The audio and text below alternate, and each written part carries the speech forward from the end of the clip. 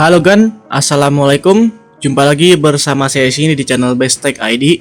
Kali kita akan berkesempatan untuk mereview dari ROM Rise Droid di Xiaomi Redmi Note 10 yang kita sudah install kurang lebih sekitar 3-4 harian ya kan. Dimana seperti biasa kita akan mereview dari beberapa segmen, yaitu dari tes performa, fitur-fitur dari ROM ini, bug yang saya temukan, tes kamera, tes gaming, dan tes baterai ya kan. Nah, seperti biasa, untuk pembahasan pertama kita akan bahas dulu di fitur-fitur yang ada di ROM ini. Tanpa basi-basi, kita langsung ke pembahasannya, oke? Dan untuk tutorial instalasinya kalian bisa cek aja di video saya sebelumnya, atau kalian bisa cek link ada di video bawah, oke? Dan kita ke pembahasan pertamanya.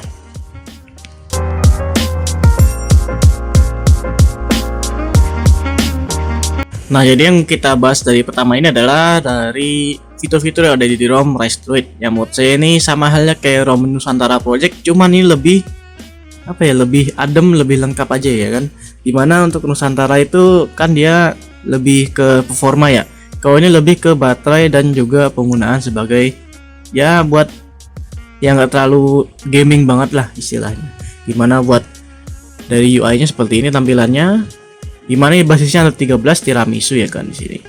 Dengan rise processor-nya 10.2 dengan 4 security level 5 Februari 2023. Dengan kernel bawaannya ini super fast Edge yang menurut saya kernel bawaannya pun sudah bagus ya kan buat menjalankan beberapa game dan juga tes-tes benchmark, dimana hasilnya yang cukup lumayan. Saya di harga sekian ya HP ini masih recommended lah buat digunakan. Jadi untuk fitur-fitur yang kita bahas pertama yaitu dari segi tampilan UI. Untuk UI seperti ini ya kan, sama hal kayak ROM Pixel Experience di awal seperti ini, cuma berbeda di bagian fitur yang namanya itu sistem setelan Rise Droid. Dimana untuk setelan Rise Droid ada icon-iconnya. Jadi setiap setelan itu ada icon-iconnya sendiri seperti di tampilan. Kita bisa setting dari warna dan lain-lainnya, rotasi layar, waktu tidur.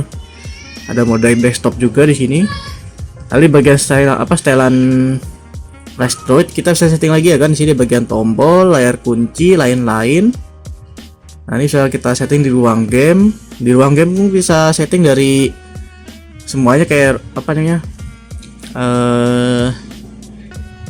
game mode lain-lainnya. Di sini bisa disable dari gesture, USB debugging, stay awake, dan lain-lainnya. Lalu dari ruang kedua juga ada di sini aplikasi layar penuh, status color service, ada blocker sensor paket, buka FPS tinggi, ada tipuan Netflix juga. Jadi buat kalian suka nonton Netflix bisa diaktifkan ya kan di sini. Ada usap untuk menampilkan layar. Jadi kalau usap seperti ini nanti akan dapat screenshot deteksi saku. Kalau misal kalian masukin ke saku, layarnya nggak akan otomatis nyala sendiri ya kan. Biasanya kalau misalnya dimasukin ke kantong tuh suka nyala sendiri layarnya. Lalu lainnya sama aja dari navigasi, notifikasi, setelan cepat, suara, dan bila status. Untuk suara dia ada visual audio juga kayak di istilahnya ya saya lupa pokoknya kalau emang saya inilah pokoknya ya kayak buat asisten suara gitu, kita bisa setting lagi dari mode ininya dan lain-lainnya. Dimana ini yang menurut saya cukup lumayan bagus ya kan. Lalu dari panel bisa kita setting lagi bergetar terhubung dan lain-lainnya. Untuk bila status kita bisa setting lagi ya dari icon ininya, icon jamnya bisa kita taruh di tengah, kanan, kiri, atau lain-lainnya. Dari icon sinyal, oke, bisa ke gaya lama atau gaya baru, icon PUBG. Ada indikator roaming, wifi standar. Ini wifi standar kita bisa nampilkan dari wifi-nya. Jadi misal kita connect ke wifi 6 ya, nanti di sininya di icon ininya nih ya, di icon ininya akan tampil angka 6 di sini ya kan, akan tampil angka 6. Tapi kalau misalnya nanti wifi yang terhubung ke kita angka 3 atau angka 5, nanti akan juga tampil. Sebagai contoh ini adalah wifi 4 yang terhubung ke HP ini. Jadi wifi nya wifi versi 4 yang speednya sih nggak terlalu cepat-cepat banget ya kan di sini. Ada ikon warna, lalu jumlah notifikasi, dan dynamic system bar. Ini nggak tahu saya buat dynamic system bar kayak gimana, cuman saya aktifkan aja dari bawaan seperti ini. Ada logo, icon potret, presentasi baterai, bilah baterai, dan tarik ke bawah buat settingan bisa kalian setting lagi. Lalu di bagian ini ada antar buka juga, kalian bisa setting lagi dari ambient, AOD, animasi pengisian daya, bisa kalian setting lagi, lalu time engine dan lain-lainnya. Untuk fitur-fiturnya cukup lumayan lengkap ya kan di sini ya. Dan untuk bug yang saya temukan sih alhamdulillah nggak ada di sini. Dari WiFi, Bluetooth semuanya berfungsi dengan normal. Sini sebagai contoh yang biasa kita tes yaitu dari hotspot. Hotspot di sini bisa dual hotspot ya kan. Nah, jadi misal kita nyalakan hotspot, kita bisa menyalakan dari WiFi juga. Jadi WiFi-nya bisa nyala. Jadi kalau misal kalian connect WiFi, lalu dinyalakan jadi hotspot juga bisa ya kan sini. Nah, sebagai contoh kita akan koneksikan dulu HP ini ke HP lain milik kita ya kan sini. Sebentar, kita akan koneksikan terlebih dahulu. Nah ini ya kan untuk apa namanya WiFi-nya sudah connect di HP Infinix ya kan di sini bisa dilihat untuk di Infinix Connect Tag di sini. Dan kita akan coba buka dari aplikasi YouTube di sini. Nah kita buka YouTube. Nah ini hotspot masih nyala ya kan di sini dan bisa ya kan terhubung nggak ada masalah. Jadi buat kalian yang misalnya mau jadi HP hotspot bisa digunakan ya kan. Jadi misal kalian connect ke WiFi dari hotspot dan bisa berjalan dengan baik ya kan di sini. Bisa dilihat seperti itu. Oke, jadi untuk hotspot aman ya kan di sini, nggak ada kendala. Di Bluetooth juga sama, nggak ada kendala, aman. Lalu di bagian WiFi juga pasti aman ya kan di sini. Jadi untuk fitur-fitur dan konektivitas semuanya berfungsi dengan baik ya kan di sini, nggak ada kendala. Di sini kita ada bisa setting dari DNS juga VPN. Misal kalian mau apa adanya punya VPN sendiri, misal VPN proxy atau apa, kalian bisa setting sendiri ya kan untuk buka-buka dari situs-situs luar negeri seperti itu. Jadi di bagian tampilan sama aja kayak tadi bisa saya jelaskan, lalu lain-lainnya. Nah mungkin untuk fitur-fitur kita sudah jelaskan ya kan. Kita ke sesi selanjutnya, sesi pengetesan dari performa dari ROM ini. Langsung kita ke pembahasannya ya kan di sini.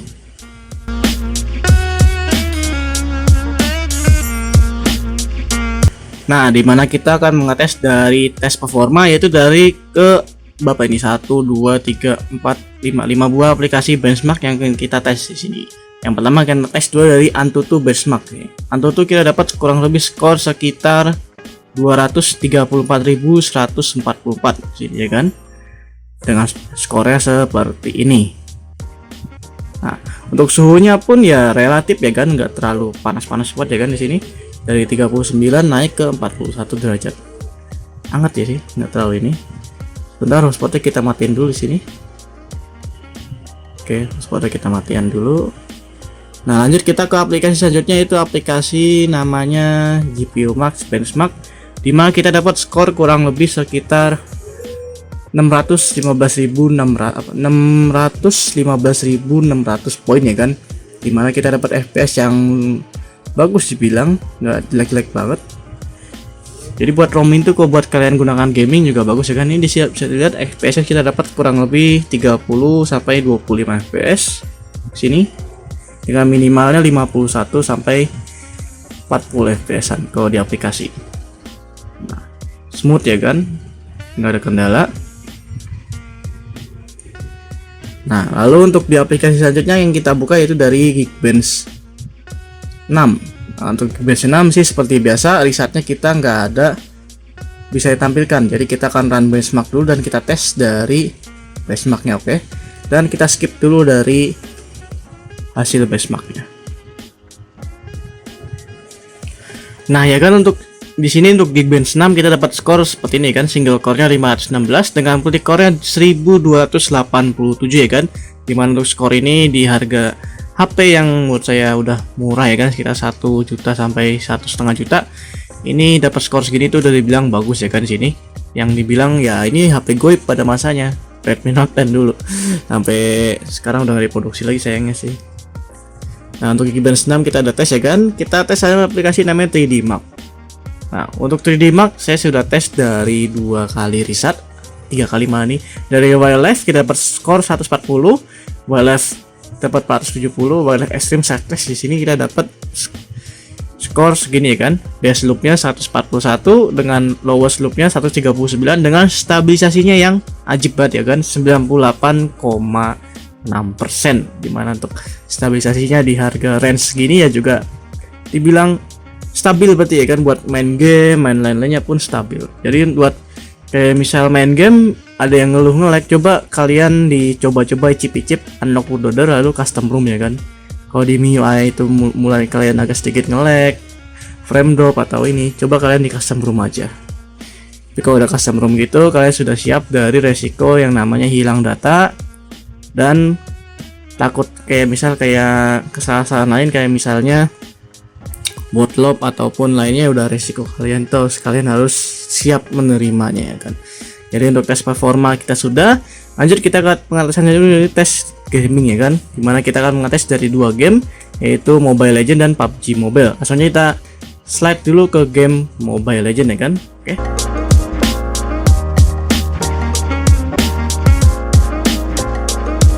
Dan ini kita sudah ada di dalam gameplay dari Mobile Legends ya kan. Dimana untuk settingannya kita bisa lihat, untuk grafik kita bisa dapat di ultra ya kan, mantap. Sini bisa rata kanan sini. Nah, grafis ultra dengan refresh rate tinggi di sini. Kita setting rata kanan di sini, rata kanan semua, rata kanan. Oke, jaringan kita speed mode. Oke. Dan kita akan bermain ranked ya kan di sini. Dan kita langsung aja masuk ke dalam lobby game atau langsung ke in game dari game Mobile Legends ya kan. Langsung kita swipe berikut ini ya kan. Nah, kita sudah ada dalam in game dari game Mobile Legends ya kan. Oke, untuk speakernya bagus kenceng. Untuk ini kita dapat FPS di sini bisa ditampilkan ya kan, 60 ya kan, mantap. Jadi untuk ultranya itu berfungsi banget ya kan. Smooth juga, lancar, ping jaringan juga aman. Bagus di sini. Kita pakai hero Layla ya kan. Mohon maaf untuk datanya kayaknya ini gagal ya kan. Jadi ada beberapa hero yang nggak tampil ya kan di sini. Tapi bisa dibilang sih bagus ya kan. Nah, smooth dan gak ada kendala. Jadi kayaknya nih pas lagi download data kayaknya ada yang gagal, jadi nggak bisa ada yang hero yang beberapa yang lingkaran aja ya kan. Well, datanya dari download semua ada 5 giga. Nggak tahu juga. Kayak lawan kita agak sedikit sulit ya kan, karena nggak ada gambar ini jadi ini ya. Oke, kita bermain satu match dulu dan kita lihat hasil akhirnya kan. Oh ya, untuk game mode-nya di sini kita bisa menampilkan dari beberapa setting ya kan. Itu dari ada mode performance di sini bisa ditampilkan, ada FPS info, dan kita bisa menampilkan dari CPU dan juga persentase baterai ya kan di sini. Oke.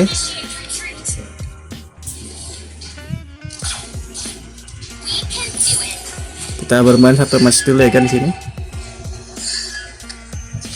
Ya, sayang sekali ya kan di sini untuk ininya kita lost streak ya kan.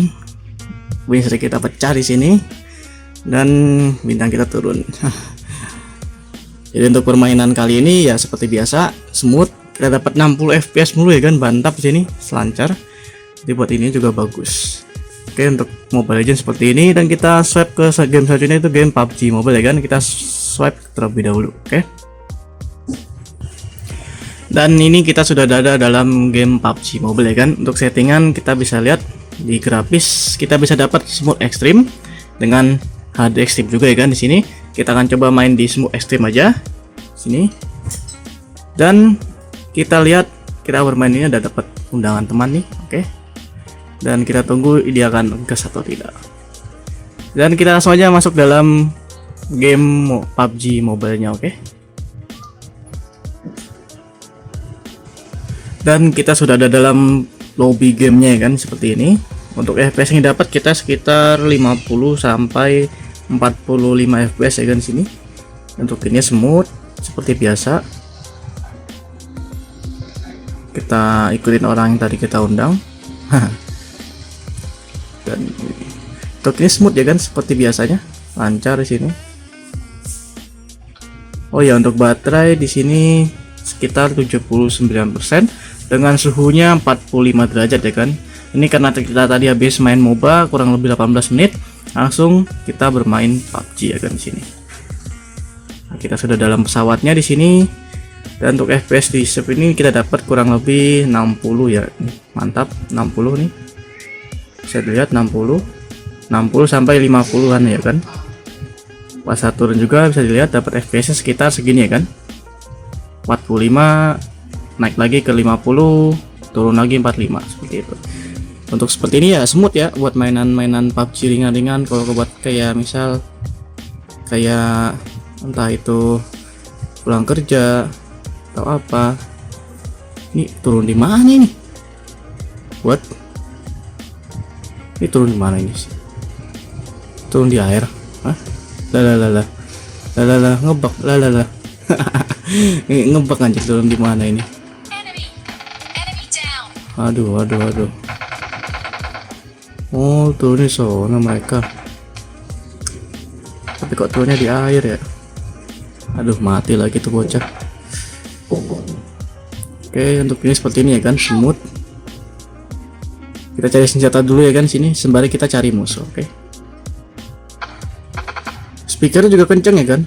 Ini walaupun 70% cuman speaker juga kenceng sih.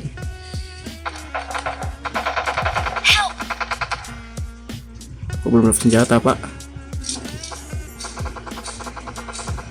Oke, kita cari senjata dulu dan kita cari musuh. Oke. Untuk ini smooth seperti ini ya kan.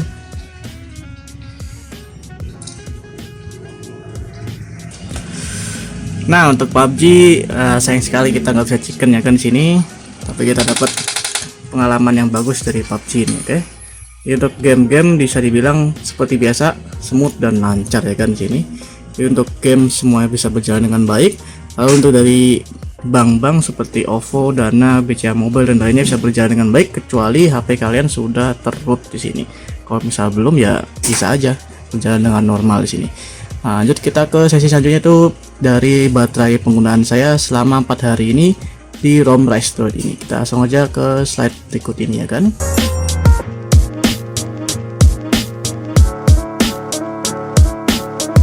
Nah, dan ini adalah penggunaan baterai saya selama menggunakan ROM Rise Droid ya kan. Bisa dilihat bahwa ininya grafiknya pun bagus. Ini saya dari jam 10 100% sampai ke ini sekitar 5%, yaitu ini full download data PUBG ya waktu itu ya.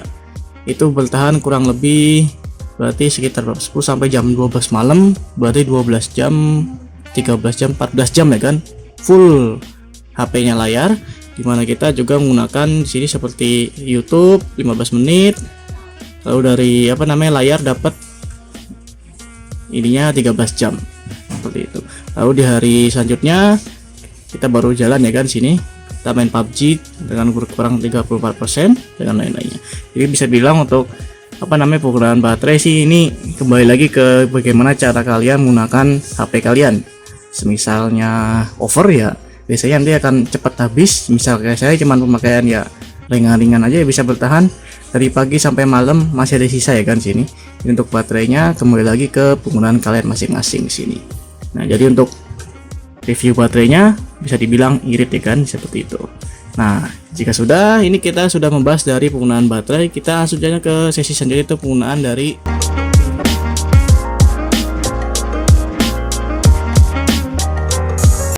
review kamera dari ROM ini kan. Dimana untuk kameranya seperti biasa, ini ya stok kamera seperti ini, dan inilah Gcam. Kemudian kita bisa install Gcam ya kan sini. Nah, ini Gcamnya berfungsi dengan normal ya kan di sini. Nah, untuk hasil foto dan video dari Gcam dan juga foto bawaan bisa kalian tonton di slide berikut ini ya kan.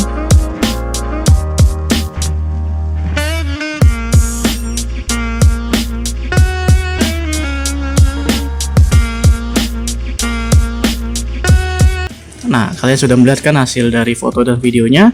Langkah selanjutnya kita ke sesi terakhir, yaitu sesi kesimpulan dari ROM Rise Droid ini. Langsung kita cus ke sesi kesimpulannya, oke? Nah, jadi gimana untuk kesimpulannya bang? Untuk kesimpulannya sih bisa dibilang sama halnya kayak ROM stok ROM pada umumnya, cuman ini lebih bagus aja ya kan. Dari segi tampilan, dari segi UX dan lain-lainnya pun aman, gak ada kendala. Buat kalian mau icip-icip, boleh saya rekomendasikan buat diicip-icip, ataupun dijadikan ROM harian juga bisa ya kan, buat ROM daily. Nah, mungkin dari tutorial dan juga review dari ROM Rise Droid ini. Terima kasih sudah nonton sampai akhir dan jumpa lagi di video selanjutnya sob. Adios dan sampai jumpa. Dadah sobat.